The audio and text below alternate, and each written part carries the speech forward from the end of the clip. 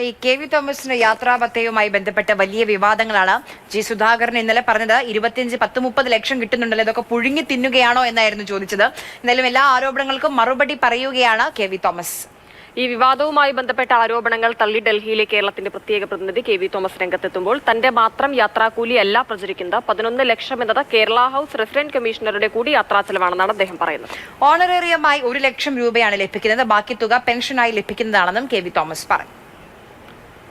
2023-24 വരെ ഞാൻ economic class യാത്ര ചെയ്തു. ഇതിൽ എൻ്റെ ചിലവ് ലെസ് ദാൻ 5 lakhs. അത് എനിക്ക് ഫ്ലൈറ്റ് ടിക്കറ്റ് എടുത്തിരുന്നു ഡേപ്പാക്കാണ്. പിന്നീടുണ്ടായ പ്രശ്നം ഈ 6 ലക്ഷം കൂടെ അഡീഷണൽ ചോദിച്ചു. അതെനിക്കറിയില്ല എന്താ ചോദിക്കാൻ. ഞാനിപ്പോൾ RC പിടിപ്പിക്കുന്നില്ല, എനിക്ക് പിടിപ്പിക്കാൻ പറ്റുള്ളൂ. അപ്പോൾ അദ്ദേഹം പറഞ്ഞു അദ്ദേഹം കൂടി യാത്ര ചെയ്യുന്നുണ്ട്. അദ്ദേഹം ഇപ്പോൾ RC മാത്രമല്ല ഫുഡ് സെക്രട്ടറി കൂടിയാണ്. അപ്പോൾ ഇതിൻ്റെ കൂടി എമൗണ്ട് വെച്ചുള്ള ഒരു ഹെഡേ ഉണ്ട്.